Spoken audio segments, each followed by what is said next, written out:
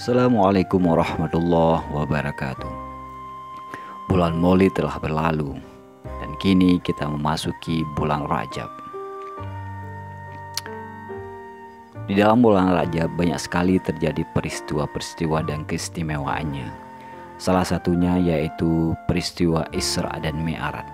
Suatu peristiwa yang terkadang sulit dimengerti oleh akal manusia. Namun di balik peristiwa luar biasa Isra dan Mi'raj, rupanya pernah terjadi juga penyebar luasan berita hoax seputar perjalanan sepertiga malam yang dialami Rasulullah SAW pada tanggal 20 Rajab itu. Pembuat berita hoax itu adalah Abu Jahal, salah satu orang pertama yang mendapatkan informasi langsung dari Rasulullah SAW. Tapi berita itu justru dipelintirnya. Abu Jahal terlebih dahulu menghampiri Abu Bakar, sahabat yang paling dekat dengan Rasulullah SAW. Dia berkata, "Apa yang baru saja diceritakan sahabatmu Muhammad tentang pengalaman anehnya semalam, bagaimana menurutmu?" Abu Bakar tanpa ragu membalas, "Ya, saya mempercayai apapun yang disampaikan Nabi Muhammad SAW." Tak terima dengan jawaban Abu Bakar, Abu Jahal berupaya bermain logika. Berapa lama biasanya orang Quraisy menggunakan waktu tempuh ke kota Al-Qus? Bukankah lebih dari 3 hari 3 malam? Sementara Muhammad hanya sepertiga malam langsung pulang pergi. Tak masuk akal. Begitulah kata Abu Jahal.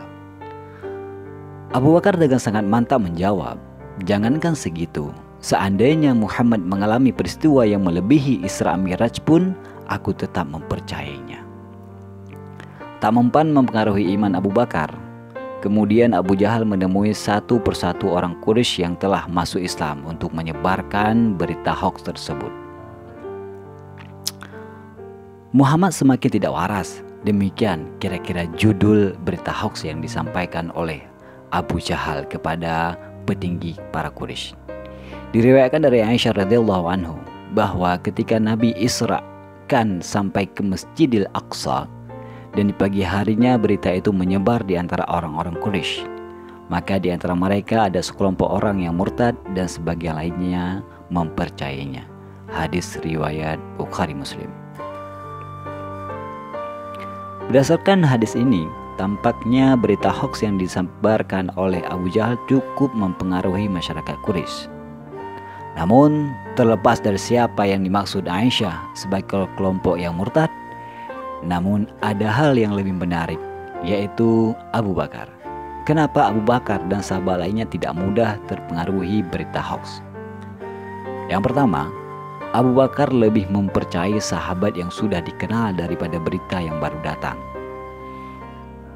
Pengalaman Abu Bakar berteman dengan Nabi Muhammad SAW telah diabadikan dalam Al-Quran sebagai Thani Yasnain.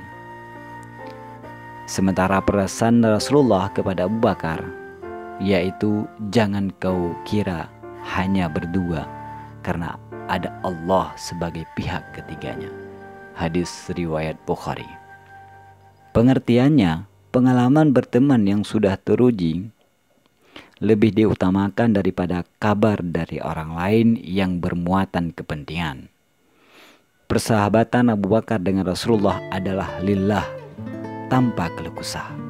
Bahkan persahabatan keduanya diukir dalam kalam yang indah, yaitu la tahzan. Makanya Abu Bakar tidak menghiraukan provokasi Abu Jahal. Yang kedua, Abu Bakar membenarkan peristiwa yang tak masuk akal, sebab dalam agama tidak semuanya harus bisa dinalar. Allah memiliki cara mengatur alam semesta. Ada kala dengan al-khalaq dan ada kalanya melalui al-amru. Sesuatu yang terjadi karena sebab musabbat bersifat logis, tapi sesuatu yang diciptakan melalui titah bersifat tak logis tapi empiris. Salah satu contohnya yaitu Nabi Ibrahim. Nabi Ibrahim dipanggang api tapi tak hangus. Nabi Yunus berada dalam perut ikan paus selama 40 hari tapi tetap utuh. Nabi Isa lahir tanpa ada. dan lain sebagainya. Semua itu adalah bukti adanya titah Allah yang tidak masuk akal tapi empiris. Begitupun peristiwa Isra Mi'raj terjadi karena titah Allah Subhanahu wa taala.